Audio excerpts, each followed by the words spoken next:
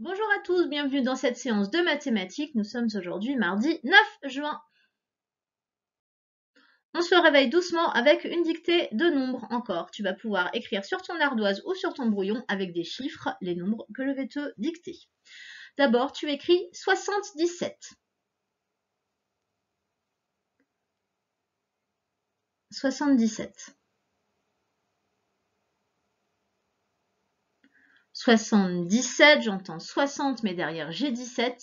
Donc la dizaine du 17, elle bascule sur le 6 et ça nous donne un 7 et un 7 pour écrire 77. Ensuite, tu écris 64. 64.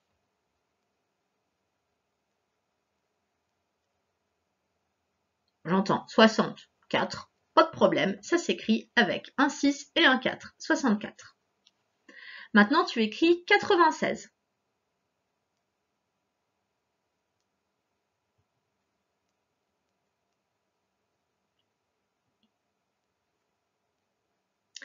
96, j'entends 80 et 16, donc la dizaine du 16, elle bascule sur le 80 et ça nous donne un 9 et un 6 pour pouvoir écrire 96.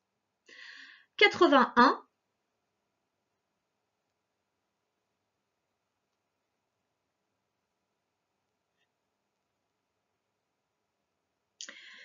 81, c'est 80 et une unité. Ça s'écrit avec un 8 et un 1. 81. Pour la suite, on va reprendre le même exercice qu'hier. Je vais te donner des dizaines à ajouter les unes aux autres et tu vas me faire une grande ligne. Tu sais, avec égal, tu transposes en unité, puis après le résultat. Regarde. D'abord, tu vas me faire 5 dizaines plus 3 dizaines. Vas-y, 5 dizaines plus 3 dizaines. Tu me notes combien ça fait en unité et après tu m'additionnes ces deux nombres. Fais pause.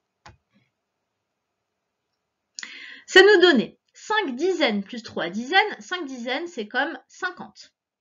Et 3 dizaines, c'est 30. 50 plus 30, ça fait 80. 5 dizaines et 3 dizaines, ça fait 8 dizaines. 8 dizaines, ça fait bien 80. Même chose, cette fois, tu additionnes 2 dizaines et 4 dizaines. Vas-y. Je vais juste faire tomber, hop, 2 dizaines et 4 dizaines. Si tu n'es pas prêt pour la suite, fais pause. 2 dizaines, ça fait 20. 4 dizaines, ça fait 40. 20 plus 40, j'arrive à 60. 2 dizaines et 4 dizaines, ça faisait bien 6 dizaines. 6 dizaines, c'est 60 unités. Un dernier. 4 dizaines et 5 dizaines. 4 dizaines plus 5 dizaines. Vas-y, fais pause. 4 dizaines, ça fait 40 unités. 5 dizaines, ça en fait 50. Le résultat, c'est 90 unités. 4 dizaines et 5 dizaines, ça me fait bien 9 dizaines qui font 90. Pour la suite, on continue l'entraînement sur les presque doubles. Tu me notes juste le résultat. Combien font 4 plus 5? Ne fais pas pause.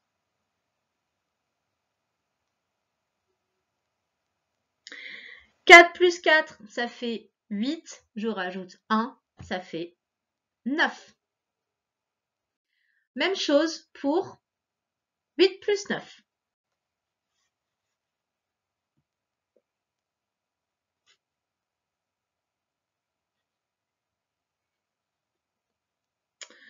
8 plus 8, ça fait 16. Plus 1, 17. Un dernier. 11 plus 12.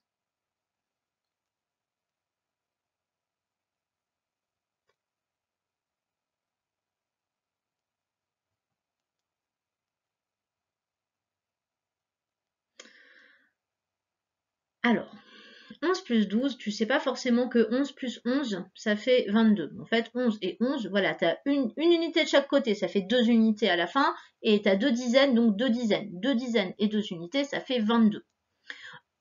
Plus 1, ça fait 23. Bon, peut-être que toi, tu t'étais dit, bon, je vais faire comme une addition en ligne, ça m'arrange, hein, parce que 2 et 1, ça fait 3, et une dizaine, ça fait 2 dizaines et on arrive à 23.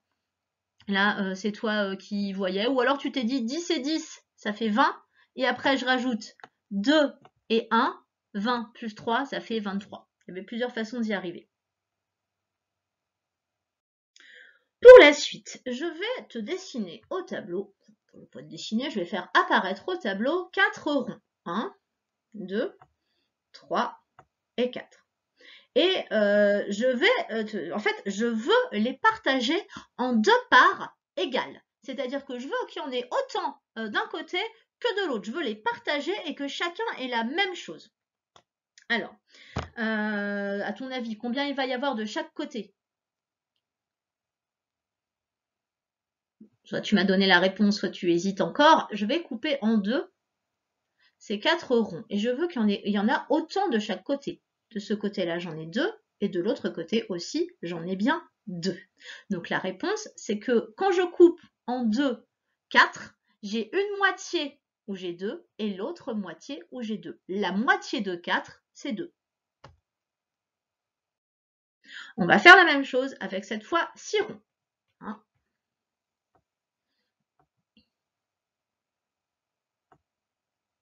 J'ai 6 ronds. Essaie de voir ce qui va se passer quand je vais couper les 6 ronds en 2 et que je veux qu'il y ait 2 parts égales de chaque côté, que chacun ait une moitié. Combien je vais avoir dans chaque côté? Quelle est la moitié de 6?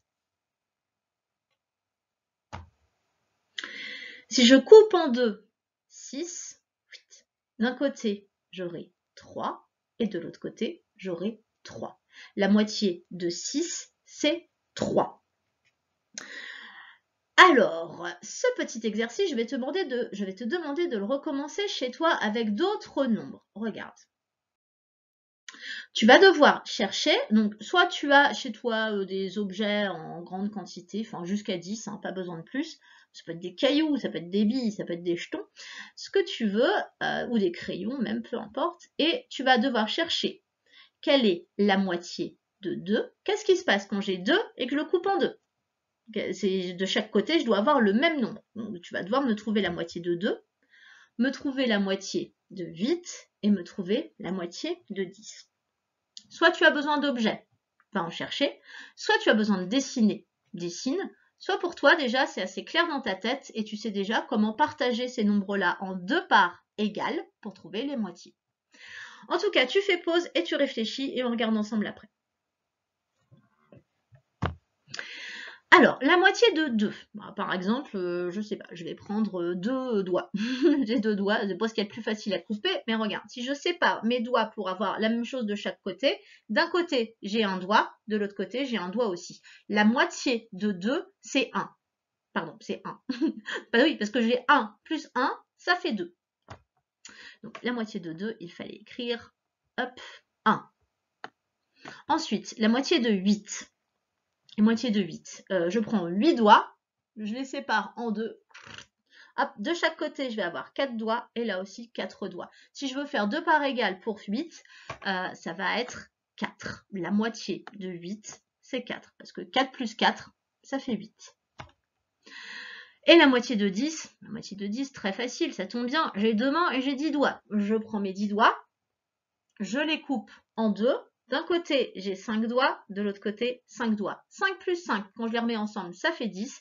J'ai bien la même chose de chaque côté. Donc la moitié de 10, c'est 5. On va reprendre tout ça.